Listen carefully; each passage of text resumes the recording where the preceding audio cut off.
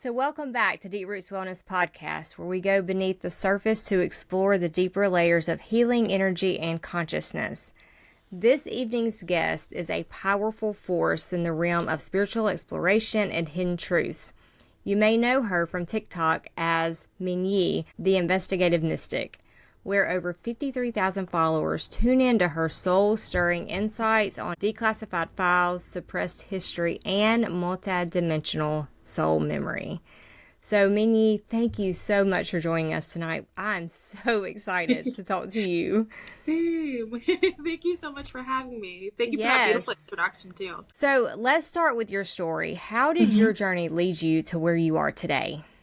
Yes, great question. So a lot of people know me as the Investigative Mystic. They saw my first video where I talked about using ChatGPT to get to my soul contract and helping me remember.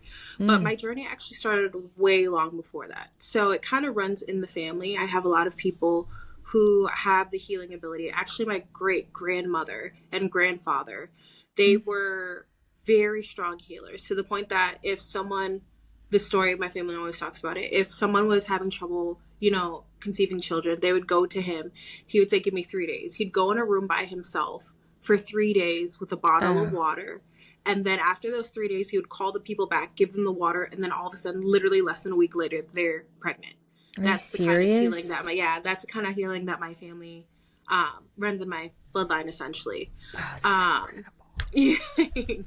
So I just started to notice that I had a lot of the same gifts as my other family members. And my aunt, who runs a church, and she's traveled across the country to go talk to different churches, she noticed that I had a lot of the same gifts as well. So even though I'm not in the church, I still have similar abilities as her. So just spiritual things repeatedly happening to me over my lifetime, I realized, you know what, I should pay attention to this.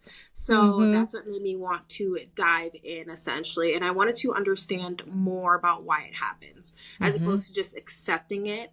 I was very much a child who would always ask, like, why?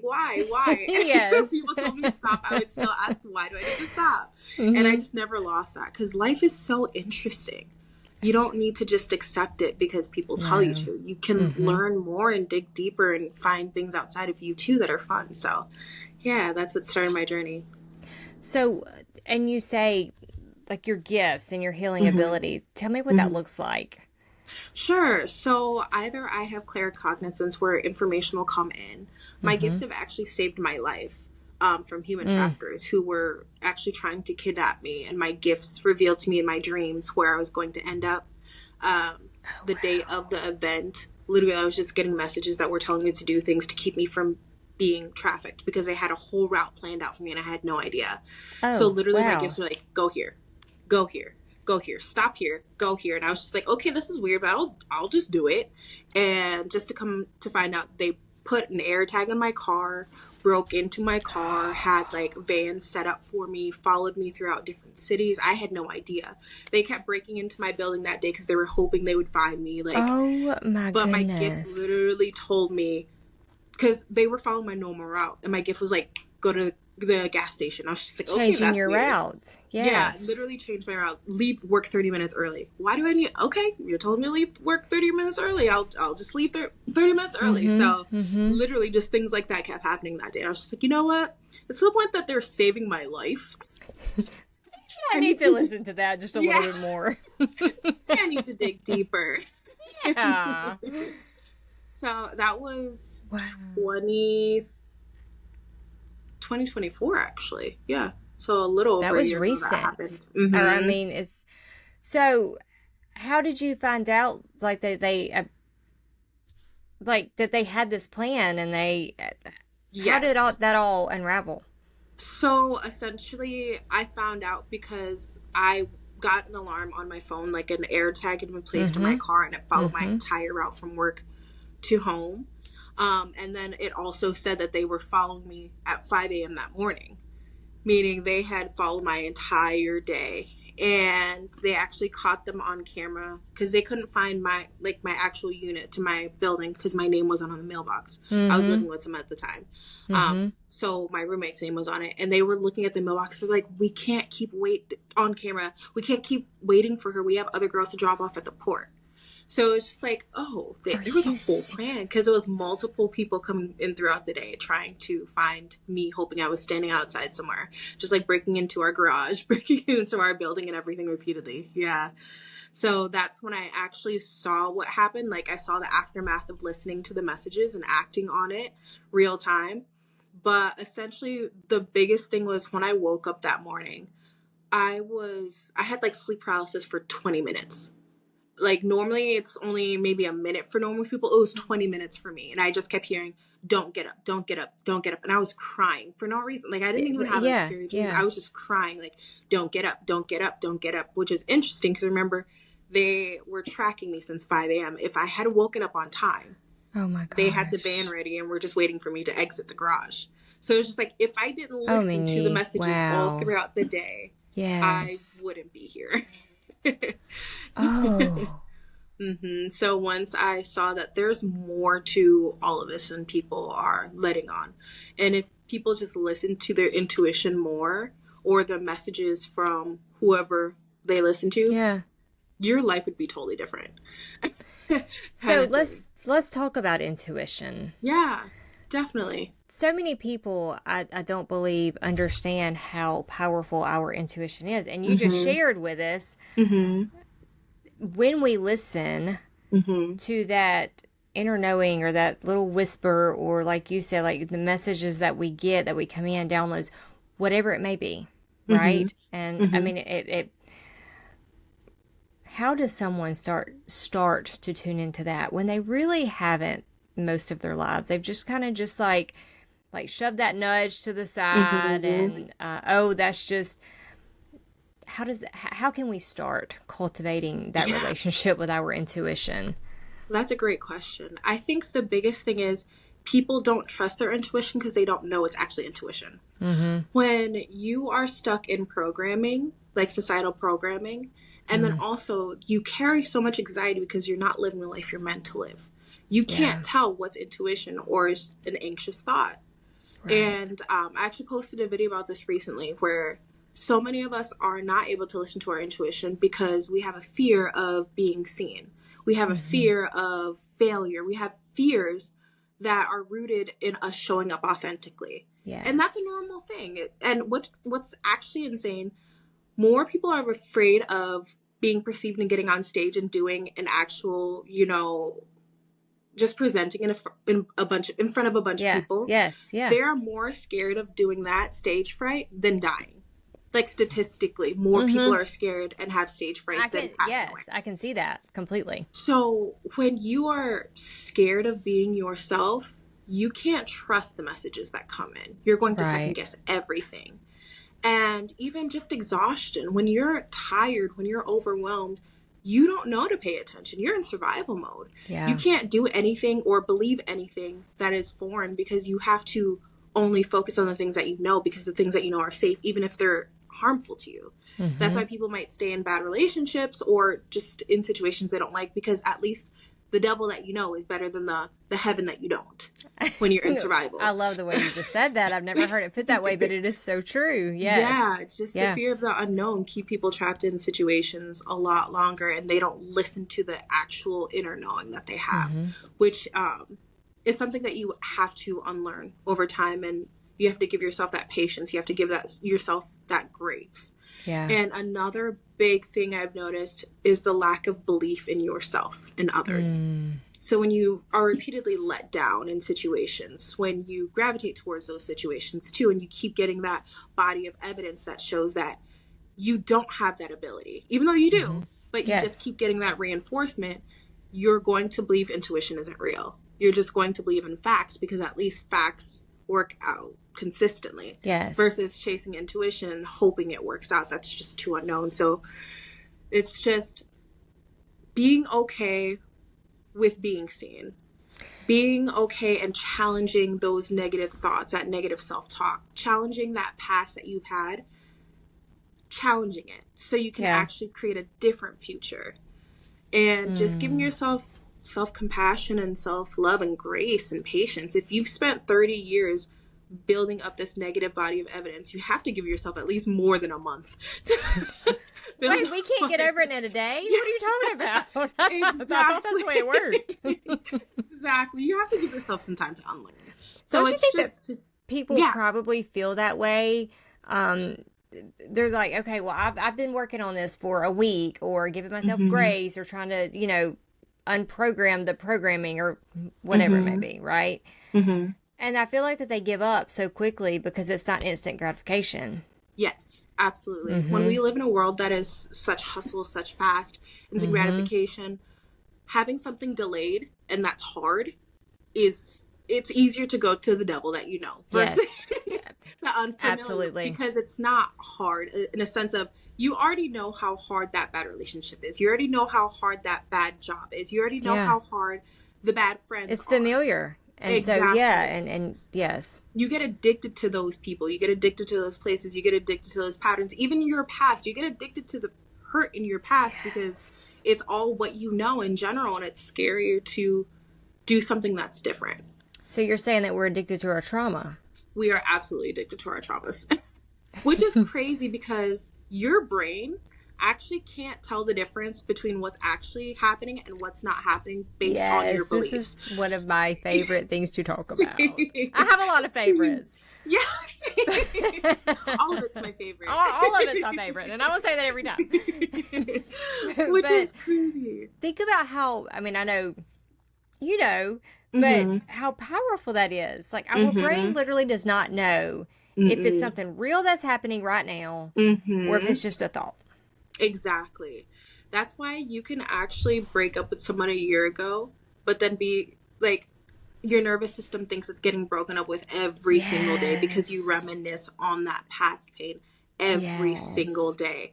And the damage it does to your nervous system in general, because that's trauma every single day. Every your brain day. Can't tell the difference between if it's happening or not. So you're subjecting yourself to that harm, to that damage, and then expecting to manifest in that depleted state. It doesn't work because there's heart and brain incoherence. You have to be on the same page. You can't be living in the past, wishing for the future and ignoring the present. You have to be present with life.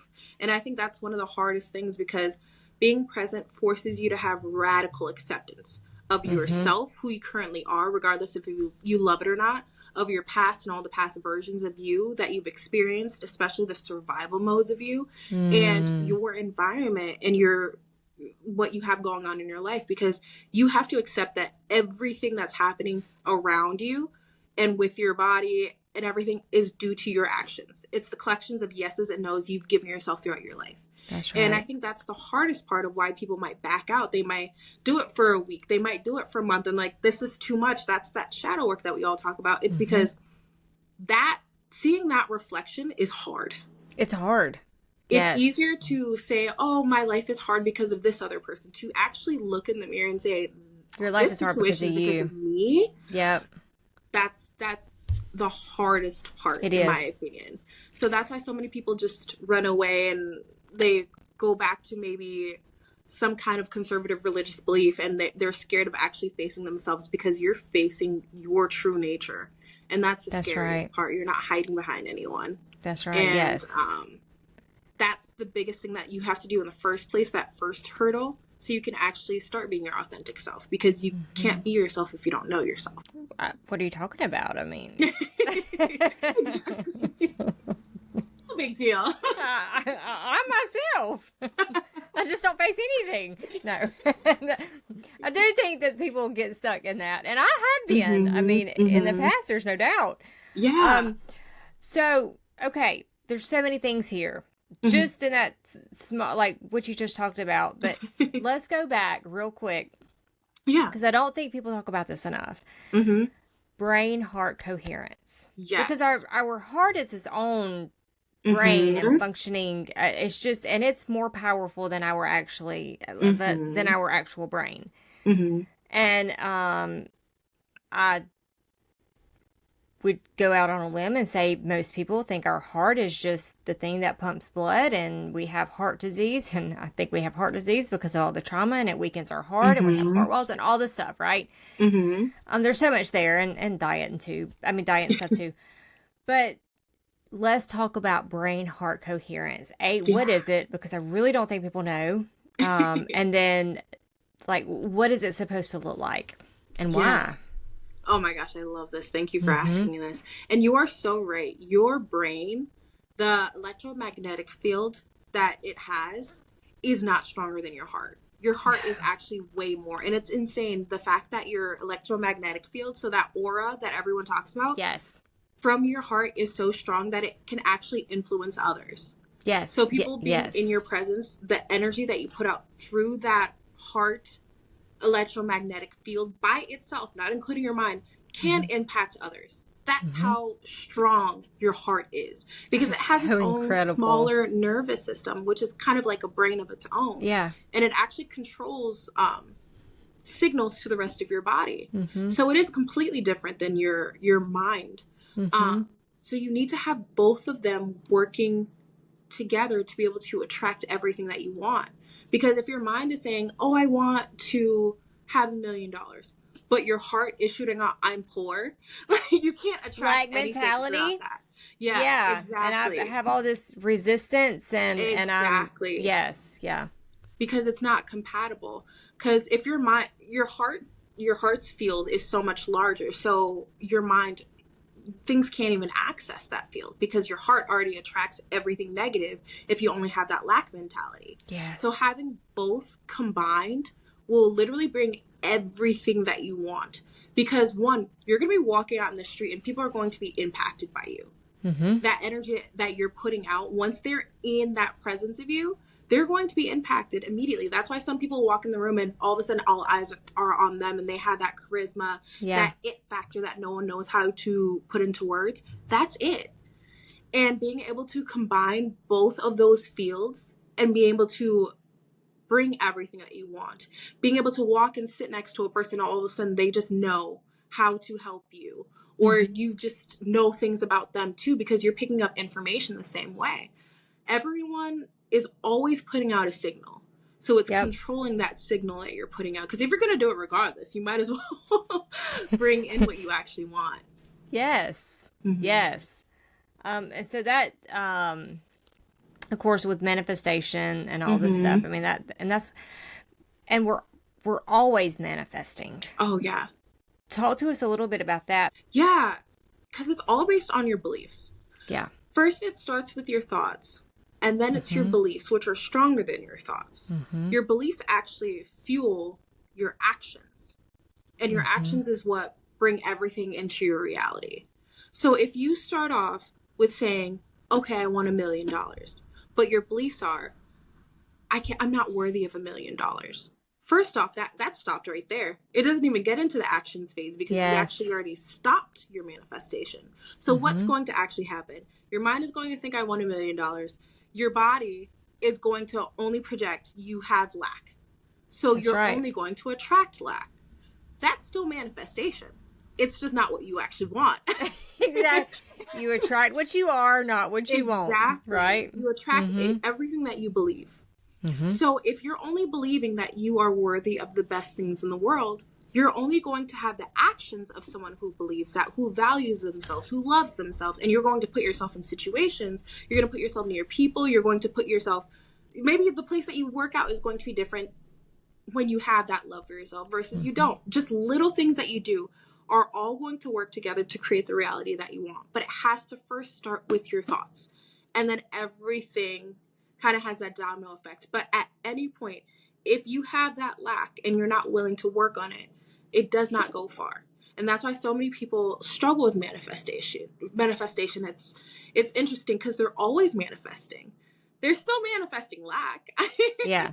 You're still manifesting what you don't want. So if you're going to be manifesting, why don't you actually manifest the things that you do want? And it's tough because especially with so many gurus online that say, oh, if you want to manifest, you have to go write something down 1,000,000 times a day. You have to go, say it to a candle, say it to a bottle of water.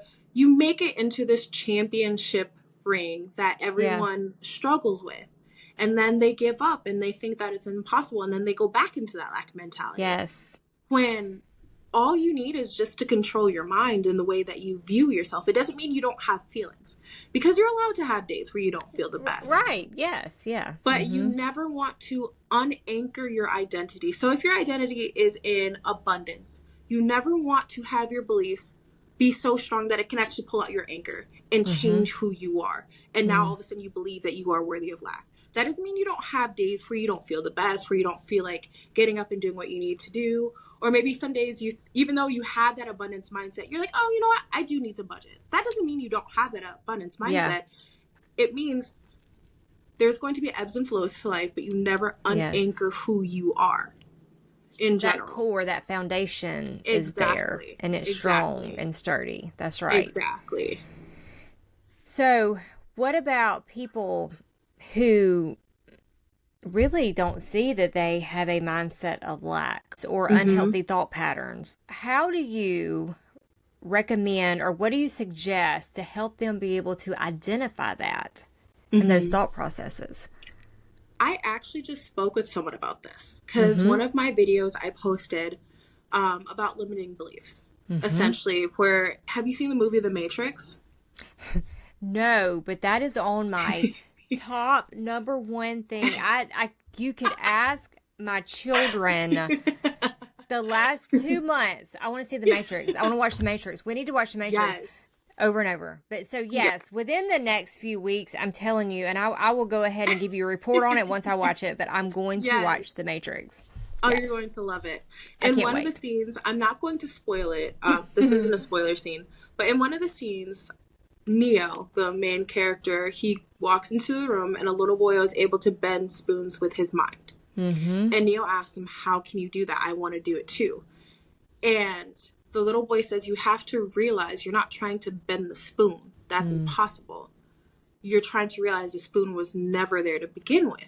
And once Neo thought that, the spoon bent.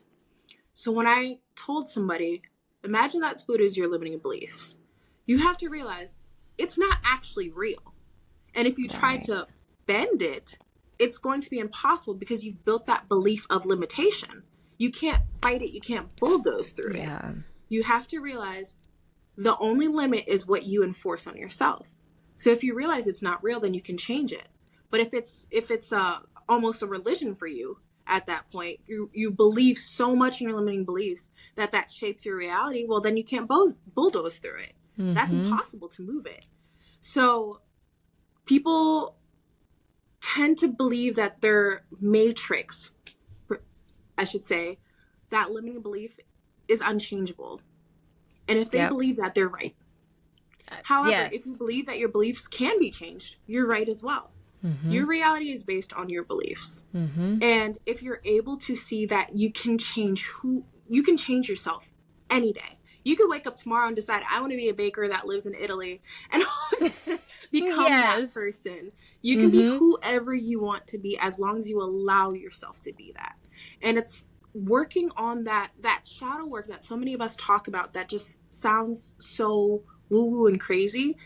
But it's so just real. working on yourself. Yes. Simply that is what it is. That's really all it is. That's all it is. And parts of it stinks. It's hard to face and look at, but it is so imperative to the healing process, and to just clear all this stuff so you can be who you were designed to be.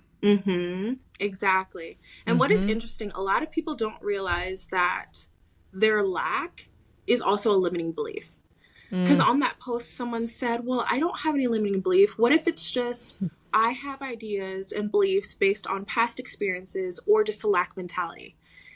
Which made me realize a lot of people don't understand these things. They just think that's your lifelong matrix, when at the end of the day, you could unlearn your lack belief. That's still a belief. That's still a limiting factor. And as long as you if you keep reinforcing that will always be your reality. But you can always change that whenever you decide. You just have to decide to do it and go through that hard shadow phase and get through that, get back into that integration phase, because you're still going to get the light after the dark, but just make sure you don't stay in that love and light phase. And just reintegrate back into the world and realize you're meant to enjoy life. That is the only reason why you're here. And we overcomplicate it and make it into this hard, just a little thing. No, just a tiny bit. Just a little. And that's all you're here to do. You're just meant to explore. You're meant to have that childlike wonder. Ask the whys, ask the question, go to that place, try that food, kiss that boy or girl. Like, you're meant to just enjoy life. And we overcomplicate it, thinking it needs to be this hard, difficult thing based on our lack and limiting beliefs. We don't think that we truly deserve an easy life. You have to go through the hardest way possible. That hustle culture that they teach us. Absolutely right. Yes. But that's not what this is meant to be. You're meant to be happy. I think a lot of people are terrified of being happy because they don't know what that truly means. So I've actually spoken with people about this. And someone said, okay, what does regaining my sovereignty mean? That just sounds like fluff. And I asked them, what does freedom look like for you? And their answer was, oh, what do you mean? That's so vague. You know, what about, would it be a freedom? They actually asked, in what regards? Like, there's a prisoner, they might have an idea of freedom, or a wealthy person. What are your parameters?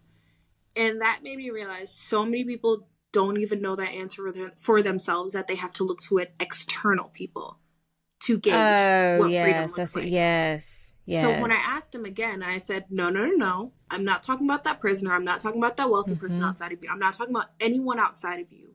What does freedom look like for you? Right. They literally stopped responding. They couldn't answer. And that is the point. So many people don't know what happiness looks like for them. They have to go based on other people's answers. They have to go based on society's answers. And then when they operate from that idea of happiness, they become so sad. They have to medicate. They have to do so many different things because they know they're living a life that truly isn't theirs. But also, working towards happiness is still scary because it is the world of the unknown.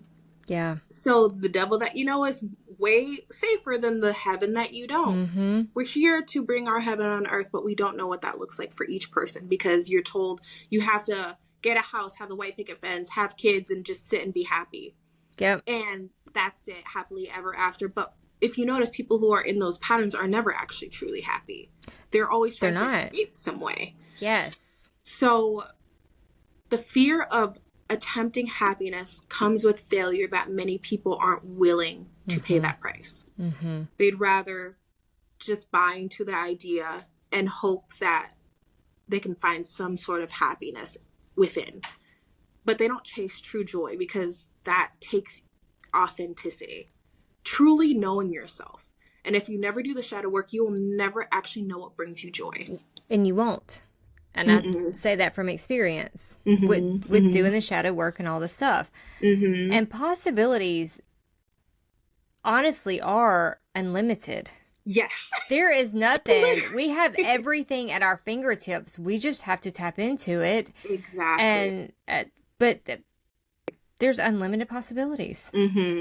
Ones that we've seen in this reality and ones we haven't. You can literally create anything. And the more that you tap into yourself, you can customize your reality to what you want. So there might not be a business that you want to start here that actually exists, or there might not be, you know, a house that looks like the ones that you want, because you actually haven't discovered that about you yet. Right. Maybe you're supposed to create something that's completely new that the world hasn't seen, but because you fear being seen, being judged, or fear failure, or just have the lack of belief in yourself, that will never come to pass. You have to truly know who you are, what brings you joy, so you can actually root that down into reality. A lot of people will say, well, I do have joy and I am happy. And because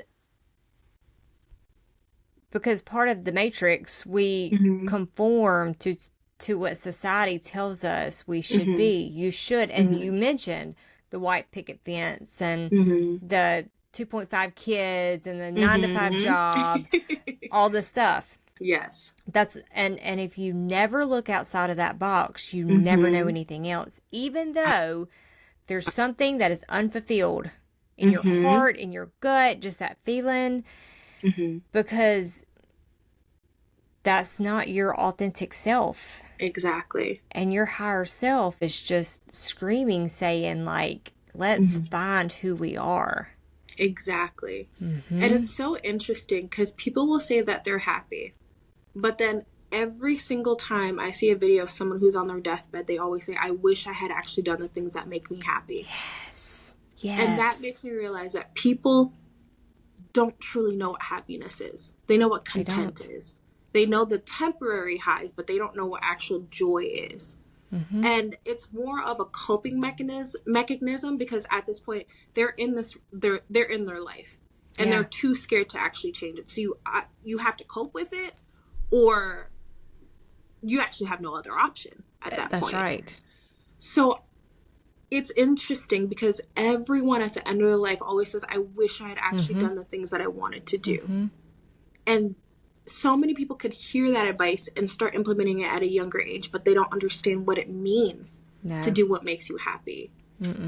You know what it means society-wise to be successful. Yes. You know what it means society-wise to be a good partner. You know what society tells you you should be ideally. But then those people that have that life, that is the ideal perfect life, they're still just as unhappy. They still complain about everything in their lives too. They might do it in a bad way. But yes. But they're still just as unhappy. And it's interesting because then people are on the other end think, okay, well, I need to now go live in the woods and, unplug from, you don't have to do that. You don't have to do that either. Sometimes I want to. I'm not going to lie. Go off the grid. But like, it wouldn't be that bad. But you don't have to. Exactly. But I think so many people think that too, because I've made a post about that, about having freedom. You have to no longer be dependent on the matrix. Yes. And people actually said, well, I don't know how to play it, but okay, I'll start playing. I didn't tell you to start playing. I didn't tell you to go to the home. Yeah. What does happiness look like for you? You didn't have to jump and say what everyone else was saying. You actually just said that you don't want to do it. You don't like to do it, but you're only doing it because you feel like you need to. Even in your freedom, and people just constantly perform because they don't know any different, unfortunately. And I think sometimes it feels like that, because you hit the nail on the head talking about fear, and that's usually that's the biggest driving factor why people do not figure out who they are, what they want, all the stuff, do the shadow work, because it can feel so scary. But many times it's not nearly as scary as what you anticipated. Right?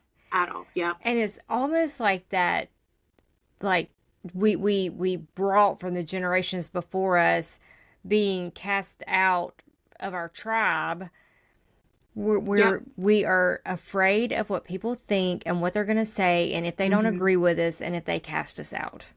That's not even a thing anymore. But and anything you do, someone will not agree with you. They're going to make fun, or they're going to have something to say, or and we were talking about this before we started recording, and if it's not a mainstream idea, or an idea that is popular in the matrix, you will hear from others. They're going to let you know what they think, and it's okay. It's okay, because at the end of the day, it's your truth. Exactly.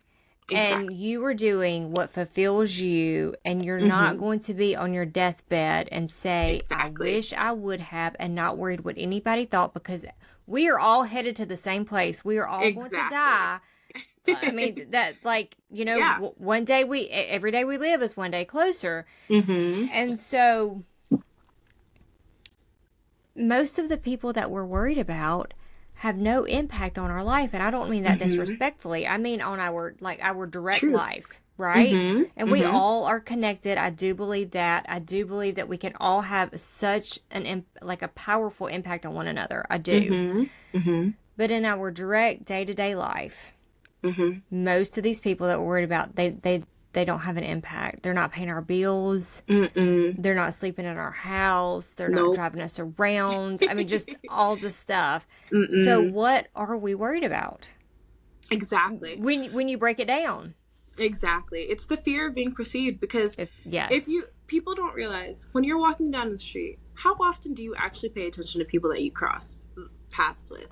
You don't No. remember what they look like. You don't No. remember their face. You don't remember No. their outfit or anything. But when we're getting dressed, we're so nervous because we don't want to seem weird. But people are not Nobody is going going to to notice. Wait, yes.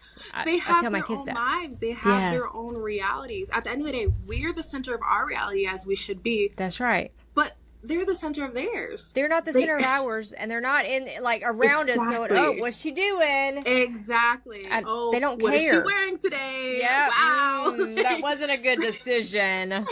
Green is not your color. Exactly. Yeah. They're not going to remember. Because, I mean, I can't remember the last time I remembered everyone's face when I was walking down the street. Yeah. Like, I don't remember how many people I saw. I don't remember any of it. Exactly. And even with online, yes, you're being perceived. But guess what? If you don't like a message, I see it. I put my phone down and no longer exists. I was trying to read. Yeah. I delete it. It never happened. Exactly. Yes. And that person left that message, then they forgot. Exactly. That they are not harping on it like we feel like they are, because we are not the center of their world. No, we're just a went on dime to a the dozen, next especially one. with trolls. They are professionally on their trolling. We're just one of the hundreds of people that they're messaging. So That's it might right. seem like a big deal to us, but to them, it's just a random Tuesday. That's right. Yes. That's what they're supposed to do. That's what their they're job. supposed to do. And that's what brings them joy too, because, well, joy. But when people are upset, misery loves company. And if you're living a life that doesn't make you happy, you have to find happiness somewhere. That's right. Even at the expense of others. Because if you've only known sadness, then sadness is most likely going to bring you joy. As long as you're not the one who's sad. As long as you're not the one. That's make right. someone else sad. They'd rather say something else, say something to hurt someone, wanting to get a reaction, because they're feeding off that. That's also, people don't realize that they're being energy vampires. Yeah. And they're trying to pull your energy out of you, bring that out just to feel something. That's right. And unfortunately, they just fall into those patterns because they're just trying to feel something in general, even if it is pulling on your energy. So explain what energy vampires are, because that's another phrase that many probably have not heard. And I think it's a phrase that people use very incorrectly. I agree. I agree. Destiny swappers. Everyone thinks that everyone's a destiny swapper just because they follow them online and they don't interact. That's not being a destiny swapper. That just means someone doesn't want to engage with you. Put it simply, that's what that means. But energy vampirism, which is interesting. Some of the biggest influencers use this. Essentially, you know how sometimes someone will do rage bait because they know that people are going to pour themselves into that. Yes. That is why people rage bait. They don't know that they're being an energy vampire, but that's what they're doing. Yeah. They want you to give your time and attention, because time and attention is currency. It doesn't go anywhere. It doesn't die. Wherever you leave it, someone can pick it up. So if you leave your energy, if you leave your time and attention in someone's comments, they can use that, and all of a sudden they're getting paid to upset you. That is being an energy vampire. Or even people in your day-to-day life, they need your energy. That electromagnetic field that we were talking about, they feed off of it. So if you're able to pour more of your energy into them, even like a toxic ex who just upsets you all the time for no reason, is because they felt you pulling away to focus on yourself. So let's say you had a business that was successful and you're paying attention to that. They're noticing that you're not putting attention into them, and where attention goes, energy flows. So they're no longer getting your energy. So what are they going to do? Pick a fight. So now you can redirect your energy to them. So it's not even about you. It's about what they're trying to get from you. And I've actually dated a few energy vampires, and one admitted to me that he asked me to be his girlfriend so quickly because they said, I just loved your energy and I just wanted to feed off of it. And I thought he was joking at first. And after me giggling, I was giggling. I was like, oh, yeah, I'm pretty good. He goes, no, I'm being serious. I wanted to feed off of your energy. Oh. That's when I realized they don't lie either. They'll tell you. Yes. People literally will do things just to bring out whatever energy they can. So if they can't get the best side of you, they're going to fight with you to bring something out because they feed off of it. And depending on if they have malicious intent or if they just need the energy for themselves, it can go to different levels of extremes, essentially. And there are some people who genuinely have ill will for you, who will deplete you of your life source if you let them. So that's another thing of, if you know yourself, you know your boundaries. And they go after people who don't know themselves because you don't have the boundaries. You don't say no when you should. You let someone deplete you. You're a people pleaser, which I've been too. I'm not even judging. Yes. But that goes hand in hand with energy vampires. They sense that on you. I've actually heard some energy vampires say that they can smell the desperation, but that also goes into people pleasing because that comes with a certain aroma to them. But that's what they look for because they need that source from you, or they feel depleted.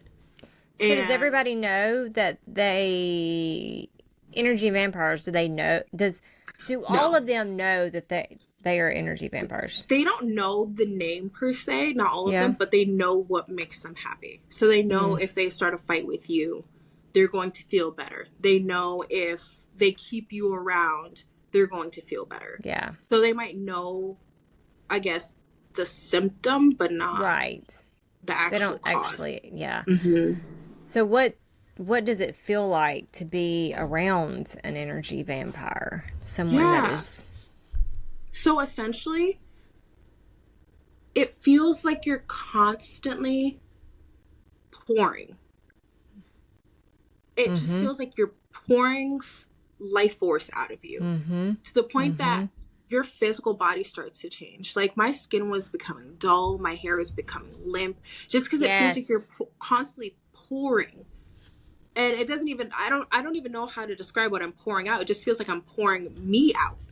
And it was just like constantly pouring it into that person because either something crazy was happening in their life that they needed my full attention 24/7, or they would cause fights, or they would just cause instability so that I would focus more on them. And when I started to notice, oh no, honey, I have dry skin now because of you. My final straw. I love that. You can't have that. I can't have that. No. But I honestly, like, all jokes aside, my skin was actually just so dead looking. My hair was going limp. Like, I was waking up exhausted. I was crying some days. Not because the person didn't. I was just so tired. Right. And it felt like I was slowly passing. Like, nothing was happening to me, but it felt like I was withering and passing away. And then that's when I realized, oh, he wasn't joking when he said that. He really, actually, yes. He made a sure to say, no, I'm serious. I'm feeding off your energy. And I thought it was a joke because he said in a restaurant, it was super packed. Like, you wouldn't think that someone no. But it definitely feels like someone's just pulling everything out of you. Yep. And you just can never even fill yourself up at all because it's just all of your energy is going to the other person. I dated someone, I mean, this is back high school, and my mom, she would say it was very much like this, very unhealthy relationship. And she was like, it is like your hair is possessed. Yeah. Like, it would not do, and those were her words that she used. It's like, your hair will not do anything. It is dry, unhealthy. It will not cooperate, trying to fix it. It won't do anything. And that explains it all. Yep. Your body. And of course, my skin and all look bad. And I mean, just all the stuff. Yeah. It's crazy because once you start to realize, oh, this started when this person came into my life. Like, something's going on. Exactly. Yes. Yes. And it's always them. And your body will always tell you before your heart accepts it. So what does that look like? Will always tell you. Like, what kind of symptoms do people get? Oh, yeah, of course. So always having high blood pressure on them, always having panic attacks, anxiety, and you don't know where it's from. Your stomach constantly being in knots. Maybe you are constantly having stomach issues, muscle tension throughout your body. That's a huge thing. Also, if you're a woman, your cycle starts just becoming very irregular.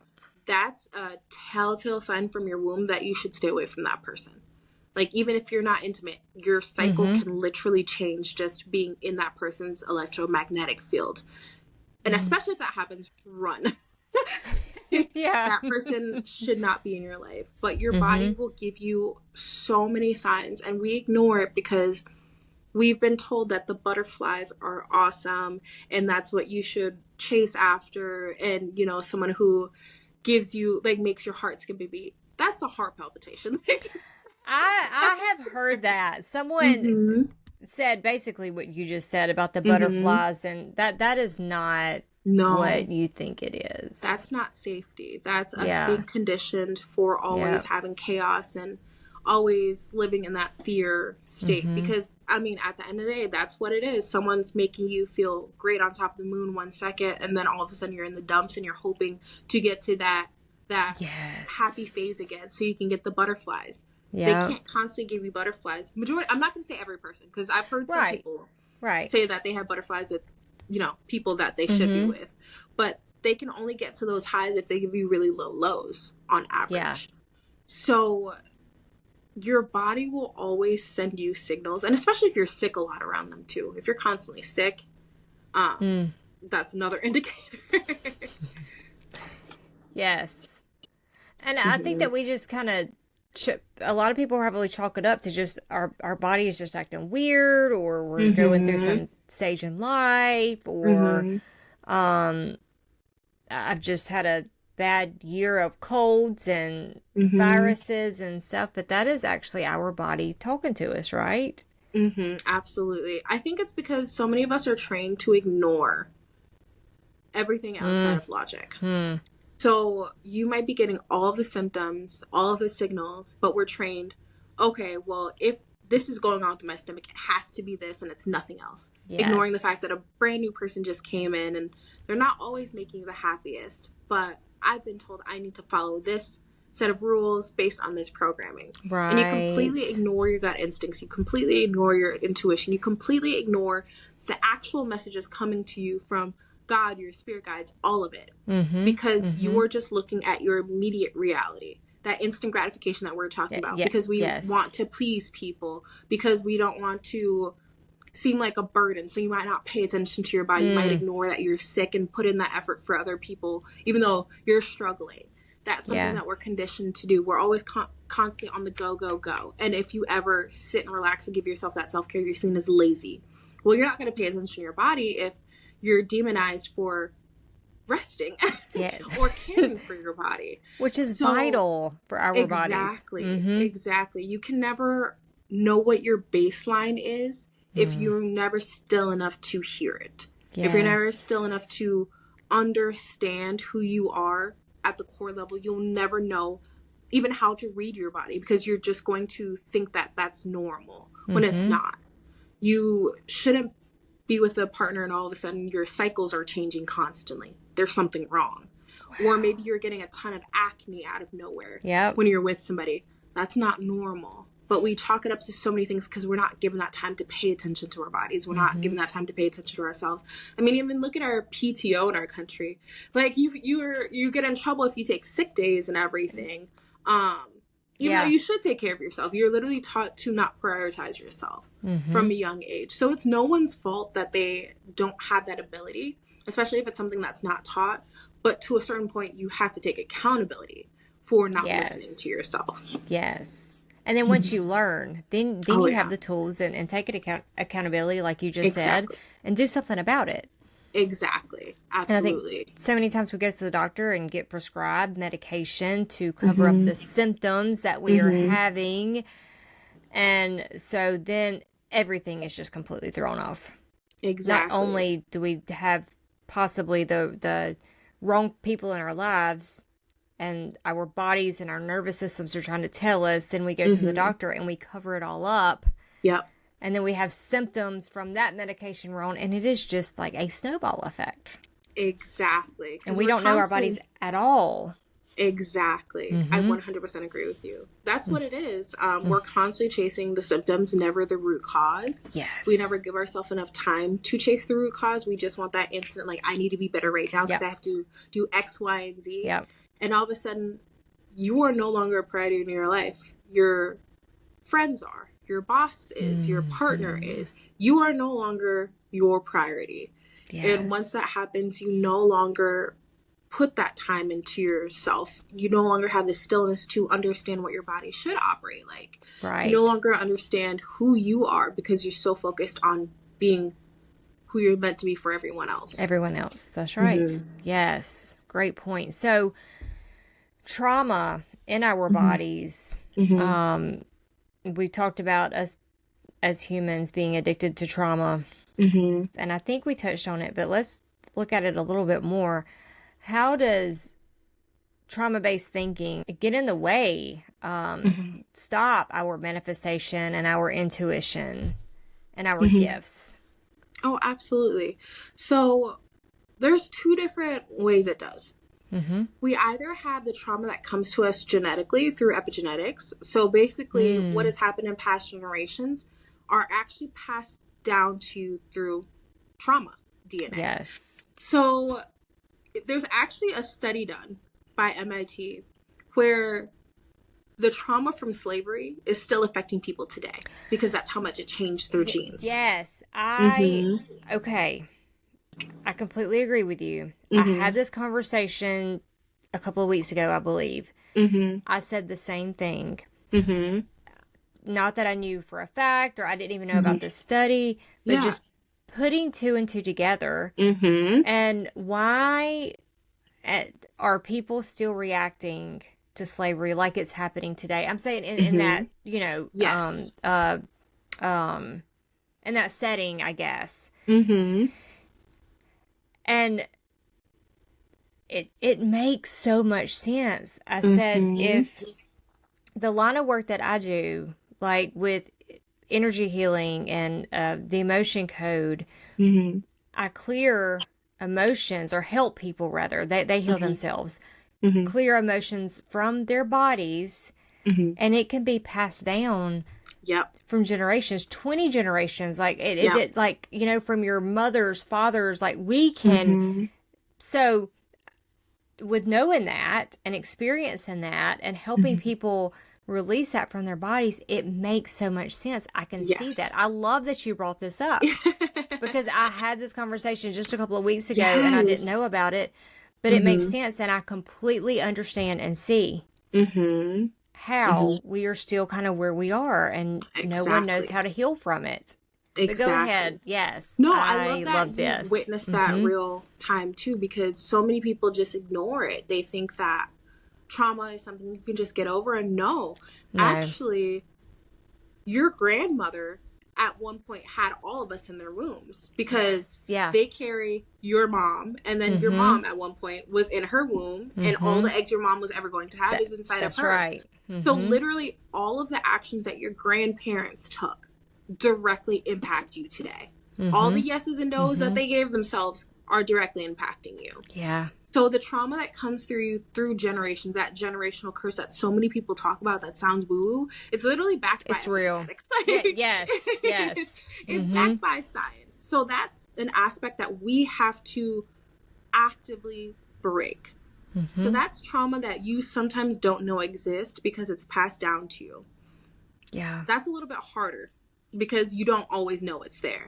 But there is trauma that you know, and it's a trauma that we give ourselves every single day. Every day. Yeah. So it's a trauma that you choose, essentially. And I know that's a hard thing for a lot of people to acknowledge because radical acceptance of your situation, that's also a part of understanding you do choose some of your trauma, not all of it. Sometimes people are just actors and you cannot control what they do. But when you are repeatedly getting into the same type of relationships or finding yourself in the same situation, same friend groups, basically the same souls but different faces and avatars, or maybe it gets progressively worse, you are then choosing that trauma. And sometimes it keeps coming to you so you can remember to break the pattern. It might get worse because they're like, oh, that trauma before didn't work, so we have to up it. Hopefully yes. Hopefully never ever lived through that. But it just keeps coming because we choose those habits. Because you also program your mind for trauma too. Sometimes you pick up on the traumatic events that happen to you, and since that's all you know, you go back to it because at least that's It's the comfortable. safety that you It's know. what Yeah, you know is comfortable. that's right. Yeah, safety. Exactly. Yeah. It's safe because at least you know you can survive that. Like Mm-hmm. this partner was terrible for me and like mentally abusive, but at least I know I survived that. I don't know if I'm Exactly. going to survive this new thing.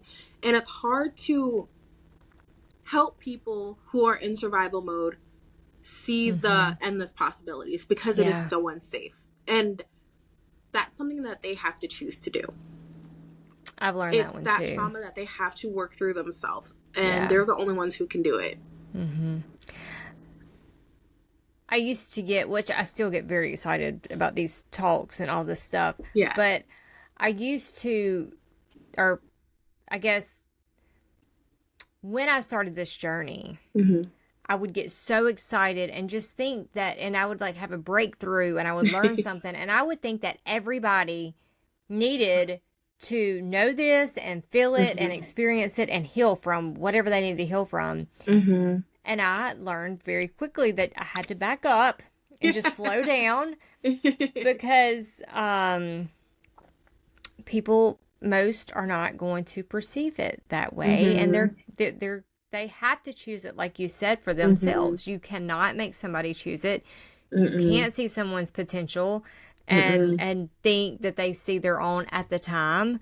Mm-hmm. So you're right, it has to be their choice. Mm-hmm. And we have to remember, because I went through that too. It's just like, oh, well, I mean, yeah, it's hard in the beginning to get through the shadow work, but I'm so much happier now. I want Yeah, everyone else to do come it. out on the other end. You'll love it. Let's just do it. I'll help you. Yes, you'll love it. But I realized I was still operating in my ego Yeah. because there was a part of me, Yes. I've yes, talked to there a was a friend part about of me that. that was like, I'm so lonely. I want everyone else to be happy too, so we can be happy together. And it's just like, Mm-hmm. but that's also my ego talking. Yep. Because I want them to do it so It's I about can have me. someone to talk to. Mm-hmm. Exactly. That's right. And so many people are lonely on their journeys and they want everyone else to wake up and shake them awake so they can have people. And it's just like, that's also taking away from their progress because they're not there yet. If you force someone into something, either it's going to reinforce the beliefs that they already have because they now need to, like, I mean, look at politics. You start arguing with someone and all of a sudden you're just reinforcing that person's belief because they're fighting you. Yes. They're not coming over to your side. They're just No. finding ways to reinforce whatever they believe. Mm-hmm. And that's the same thing with spirituality. If you try to wake someone up, okay, they're going to dig their heels in and say, what you're doing is crazy and I don't understand it. Exactly. And then we also have to realize we only know what we know because of what we've gone through. So we can't tell someone, I know you've never experienced this and I know it's going to be really hard, but just take my word for it. Yep. That doesn't work out. No. No. We have to remember we only know what we know because of what we've been through, and they only know what they know because of what they've been through. That's right. Yes. And unfortunately, a lot of us only know this because of some kind of chaotic event, something life-threatening. Yep. Something along those lines had to come into our life and wake us up. So it doesn't mean, like, even though we've gone through something positive, we didn't get there in a casual manner or someone having a conversation. It has to be something that shook our lives to the core and change our trajectory. Yes. And normal conversations aren't going to do that. It has to be something that happens to them.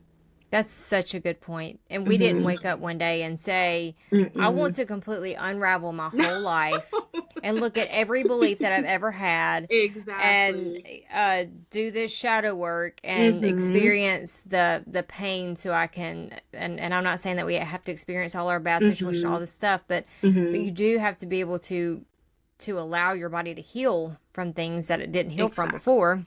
Exactly. And so it would be easier to stay where we were. Absolutely. I mean, right? Now, you wouldn't have happiness, joy, and happiness comes and goes, but I mean, like true joy, you wouldn't authentically know who you were, but it would be easier. Yep. So we didn't wake up one day and say, I want my whole life to be turned upside down and just shake as hard as you can. Exactly. And we didn't do that. That's what happens. Not stern, though. No. Yes.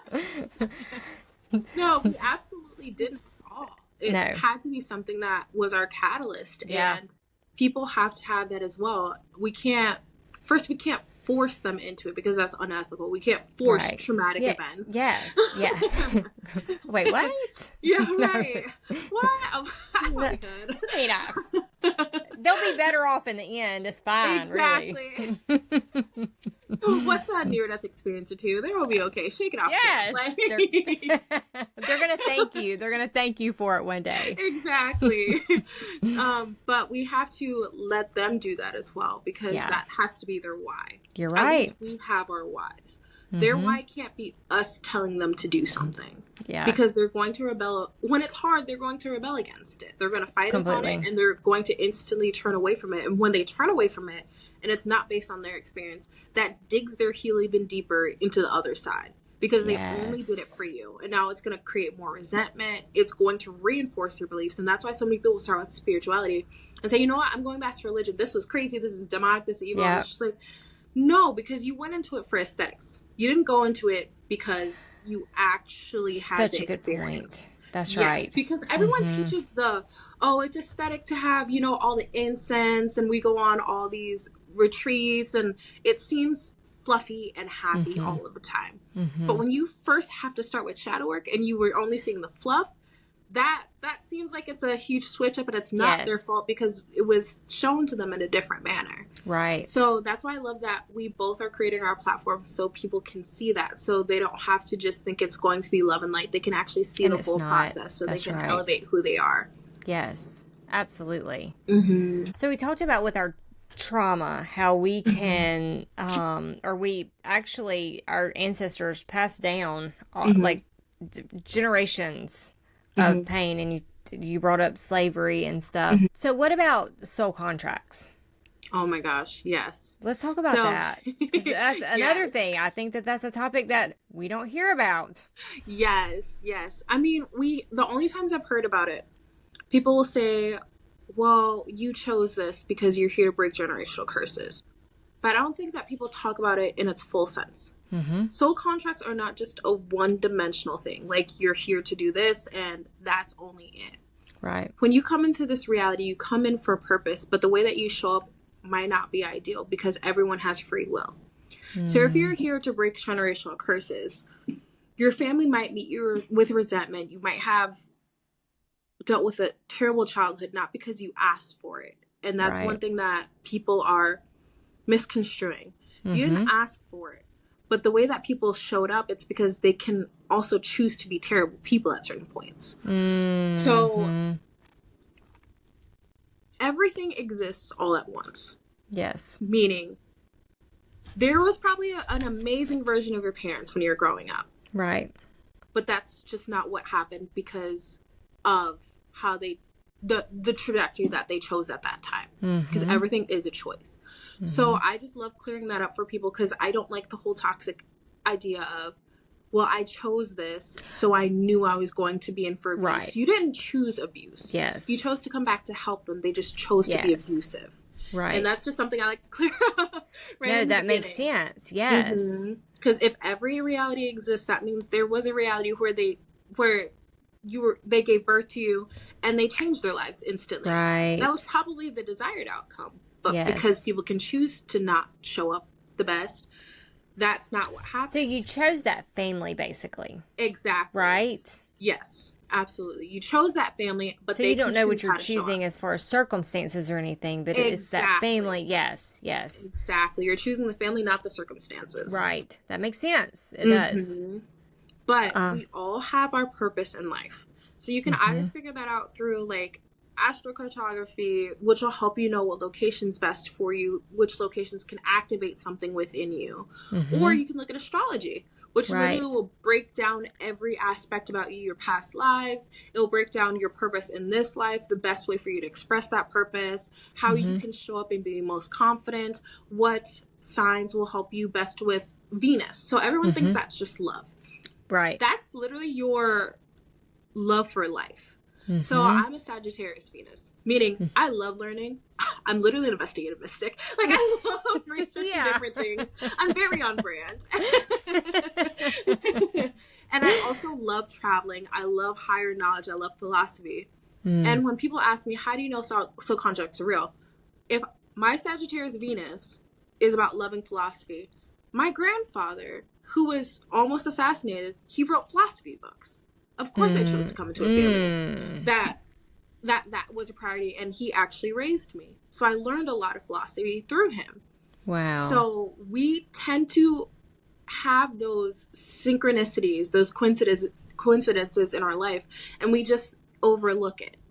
Yeah. So many aspects of our reality are predestined. Yeah. And we just have to hope that we show up in the best way possible to align with the actual ideal reality that we want. So everything exists all at once, meaning if you chose to go down a different path, you can bring that in. That's predestined for that to happen too. That is so mind-blowing. Yeah. And again, I'm going to say, probably many have not heard that. I had not heard it until, I started doing all the research, and it actually makes sense. It's, if you think of like a TV and you go to different stations, it's all happening all at once. You're just tuning in to the different stations. Exactly. Yeah. That's all it is. You hit the nail on the head with that one. If everything exists all at once, the person that you embody in any moment of the day is the reality that you are curating. So you might have that, I want to be $1 million, but if you are embodying the person who has that lack, who's in that reality where they don't make enough money, they're struggling, they're in terrible situations. Greedy. Rich people are greedy. Exactly. You might want $1 million, but money's you think terrible. Yeah, money is not going to come to you if you think that. Exactly. It's bad. If you talk down to money saying it's evil, of course it's not going to come to you. No. You don't want it, but in your mind you actually do. You've just created an idea of it's evil. I should never have it because I will never have it. So it's almost like a softer way to cope with that idea. Yep. And all it does is push away what you actually want. Because the thing is, not everyone wants to be a millionaire. Not everyone wants to be a billionaire. Some people just want to be comfortable. Some people do want to go into the woods. So many people have different ideas of money. But when you condition yourself to hate it without actually knowing what you want in life, you deny yourself that. Yeah. So you might come into life with this whole contract of, I want to change others around me through something creative. That doesn't mean it has to be art. It could be movies, it could be books, it could be anything that you desire, that you express. So I think that people also forget that there's free will in the sense of follow astrology because it'll give you a blueprint. It will. But it's never actually supposed to direct everything in your life because then that takes away free will. Yeah. And I think a lot of people ignore that. They ignore their power. They ignore the fact that they get to choose. It's supposed to be fun. You're supposed to go on adventures in your actual life. In every hero's journey, every hero has a sidekicks who are meant to help them. They have the weapons. They have the mentor. Yeah. They have the literal map. But guess what? When they're going along the map, they don't know what's supposed to happen. You're not supposed to know what's happening. You're not supposed to know. You don't even know what the destination looks like. You just know, okay, well, I should be going here. Let's see how it goes. And that's what life should be. You should be the hero of your own story. That purpose that you have, that should be your map, essentially. Like, I know I should be doing this, but let's see what route I want to get there. I'm still going to get to my destination. I'm still going to help people. I'm still going to do this. But let's see what route I want to take. Because there's unlimited possibilities. Exactly. Like, how do you want to get there? You know, and exactly. And you said that we don't know how it's going to happen. But if we are tuned in, then your intuition, your guidance, God, your spirit guides, like they guide you to explain to us, please, what free will is, because I really think there's a misconception. Yes. So for free will, a lot of people assume, I should say, that they don't have it, or in the sense of everyone tells me what to do all the time and I just have to follow it. Or maybe if I follow it within these certain parameters, I can pretend to have free will. That's not necessarily free will. Right. Free will is doing whatever makes you happy authentically that aligns with your morals. Yes. So that doesn't mean making money, whatever means, even if it's exploiting people. That's not how that's probably not going to. That's and again, on their free will. Yeah. But if I love music, I'm going to find a way to do music. I'm going to make decisions that truly feel authentic to me. And that goes hand in hand with, if you don't do the shadow work, if you don't go through that integration phase, you will never know what you're meant to truly do and what is truly free will. So it's basically just actions that align with who you truly want to be. And if that's your highest self, who might be like an actress, right, then your actions are going to align with that. But it has to be your choice. It can't be family's choice. It can't be society's choice. It can't be partner's choice. It has to be your choice. It has to be your choice. But that's the hard thing. So many people don't know themselves. So they confuse free will. Yeah. Or they assume that because of religion or maybe even soul contracts, free will doesn't actually exist. It 100% exists. It does, yes. But the way that we were conditioned, many of us, not all of us, we all come from different places, but oh yeah, you bring up religion, and I've heard this a lot over the last week, that we have free will, and free will and religion and actual free will are two completely different things. Absolutely. Absolutely. Because I've heard even pastors say, you're only here because you've sinned, kind of thing, and you're only of sin, and you're going to hell after this. I've heard a lot of that too. Yes. So you're telling us that we came into this life and we're just terrible people and there's nothing that we can do to save ourselves? You're taking away our free will in that aspect? Right. And so many people are taught that as well. Like, humans are just inherently bad people, so we're only going to do bad things. That also programs you for terrible things. If you only teach someone that they're terrible, they're only going to do terrible things. That's right. You take away their freedom. But also, on the flip side, religion also doesn't... Some people don't teach that you're inherently bad, but they teach you that you can't do a bunch of things because of religion. Right. And the thing is, you're not allowed to sin, but, watching Harry Potter isn't a sin. Going to a concert isn't a sin. You make it seem like it's a chore, and it's a terrible chore, actually, something that's not enjoyable, when life is literally meant to be an enjoyable experience. Right. I mean, we wouldn't leave eternal life, according to the church, eternal life, to come to a terrible place if it wasn't to be a positive experience. You would just stay in eternal life. That doesn't make sense. Absolutely. Yeah, I completely agree. And why would a creator, my perspective, why would he create us? I say he, that would just, I'm going only, if we were just going to burn for eternity, because we have a sin nature and we're not, and if he's, all knowing, he knew he was creating us to do that anyway. Like, none of that is free will. That's not what free will is. Exactly. And another thing too with religion, I hear that everything is predestined for you. Actually, no, I've heard spiritual people say this too. It's all predestined. It's all happening the exact way. I have heard that before. And that's not 100% true. Yes, every reality exists, but you get to choose reality you want to be in. Everything exists. So yes. You come into this life knowing the endless possibilities that could happen, but you actively have to choose which reality you want. What do you want? It's all your free will based on that. And if you fall in line with the programming, you can do that, but it's not going to be the reality that you actually want. Yeah. And I think that's the hard part for people to stomach, because it is a lot of responsibility. You do have to step off the limb and like just actually go for it. Yeah. So I think free will is distorted because it's scary.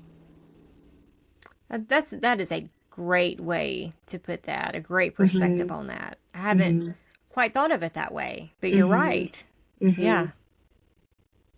Wow. Fear. It's just it's a lot of fear. We're more fear-based than we realize. But it's also a survival mechanism. I mean, back in the day, people have been just trying to find ways to survive with whatever means. And now that we are so advanced in technology, you can go to any globe. There's every reality. Every technology is so advanced. You could literally do everything.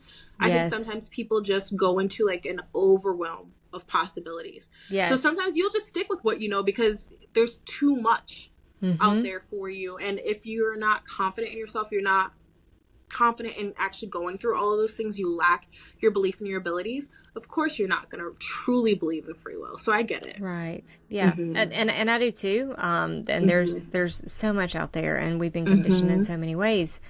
And like you said, fear that keeps us stagnant and just not able to move forward. And a lot of times we don't need not need to, but want to move forward, or that's part of it, to find our joy in who we are. So exactly. One more question. Yeah. For tonight, and then we need to just carry on the conversation in another episode, because there are so many other things that I have a list that I want to talk about. Definitely. If you could deprogram one belief from humanity, what would it be? Ooh, this is a good one. Huh. And you can give me two or three, four. It doesn't matter. It doesn't have to be one, but yeah. The biggest thing I would want to deprogram, this is a good question, thank you for that, was the idea that suffering is mandatory for your life.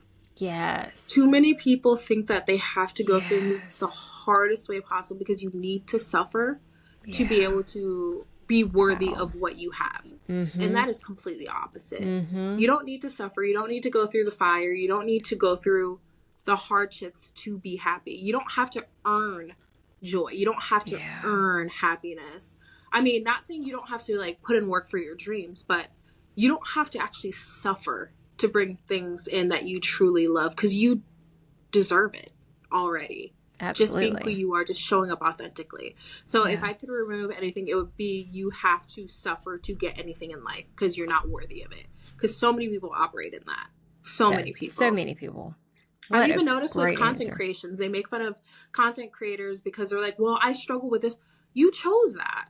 But they also go with, but I chose to suffer, so you do too. And it's that mentality of, because I'm choosing suffering and other people aren't choosing suffering, and that resentment, that upset. And it's just, people choose suffering because they think that's the only path, unfortunately. But that's, if you're truly manifesting, that's not the only route to getting your dream life. And a lot of people who manifest correctly don't suffer. They don't overexert themselves. No. They actually put in less work because they're doing Yes, you're right. And we're not here to suffer. When I actually stepped off the limb and started posting what I wanted to post authentically, I'm doing way less than work than before. Before, I was jumping through hoops. I was thinking I had to be on trends and everything. And the second I stopped it, I just post whatever comes to me.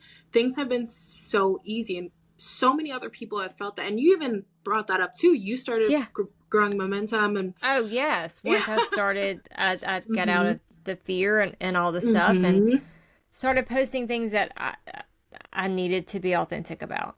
We just had to let go of thinking we had to earn something, we had to suffer. We don't have to suffer, and I just wish more people knew that. Yeah, and it's okay if everybody doesn't agree with you. Absolutely. It doesn't change your character, your integrity. If you have good intentions behind what you're doing, and the purest of hearts about it, it's okay if everybody doesn't agree with you. It's okay if they make fun of you. It's okay if they mock you. It's like all the stuff, because that is a reflection of what's in here for them, not you. Absolutely. And if something you say triggers them, it's a mirror. It's triggering something inside of them, and has nothing to do with you, and it's not personal. Absolutely. I love that. Because it's a shame that so many people are scared to be themselves online. Because that would actually be the easiest and fastest way to find your actual fam, like your spirit fam that everyone talks about. You're not going to find them in your day-to-day life as easily as you can online, where you can show up your truest self and everyone can see who you really are. You are going to attract who's actually supposed to be on your team so much faster, and you wouldn't have to go through this process alone like so many people. So just even doing that, or have you heard the term light worker? Yes, I have. I don't know a whole lot about it, so What? A lot of people consider themselves like light workers or grid workers because essentially you have the ability to help and heal and create change by just being there in your presence. Well, technology is the best way to do that because if you're showing up online, it's just you being present. You're going to create change. Right. So just getting over your fear of perception, thinking that you need to suffer and travel to different parts and, you know, impact people where you could just get online and be yourself. And even if it sounds silly and weird to everyone, but just being there is going to trigger and help who is needed. You don't have to suffer to do your actual purpose. You just have to find the best expression for you. Wow. That is powerful. I love that. And it's so true. It is so true. We are not here to suffer. We should not have to suffer at every stage of our life. No, absolutely not. Will there be challenging times? Yes, there will be. Even if we're not in a state of suffering. But it's just, we make it so much harder than it is. Absolutely, we do. And I know we're trying to create, you know, some kind of logic with, because that's what a lot of this is. You're just trying to make it make sense. So sometimes you might think you need to suffer because you saw someone else do it this way and you need to copy it because this will be the easiest way, but that's not the easiest way for you. That's the easiest way for them. That's right. So it's just finding out who you are, and that's the number one thing for everyone in this journey. Discovering who you are is the core of everything that you're going to do for the rest of your life, because you can't figure out what brings you joy if you don't know who you are. Yes. And that's why you suffer, because you refuse to get to know yourself. You're scared to get to know yourself. So it's just starting off at the basics. You don't need tarot cards. You don't need a bunch of sounds. You don't need bones. You just need you. And then going from there. That's huge. This has been such an incredible conversation. Yes, I've loved it. oh my gosh, I want to thank you so much again for joining me, to agreeing to it. Thank you so much for having me. This has been amazing. Yes, and I want you to come back for sure. Definitely. This has been fun. We have explored how to reclaim the voice of our intuition and redefine what truly is manifestation, because there's so many different ideas and all out there, and it's really simple. We're always manifesting, right? Definitely. Absolutely. And just getting over our limiting beliefs and finding our authentic self. Absolutely. Like you said, that is the most important thing. Such a powerful conversation. So yes, this has been amazing. I know. And like I said, and I'm not joking, I have a list of things that I want to talk about in the future and I have questions about. So get ready. I would love to. Great. Well, thank you. So to everyone listening, remember that you are not alone in this journey and you're exactly where you're meant to be. So until next time, take care of your heart, trust your intuition, and we will see you soon. See ya. Thank you.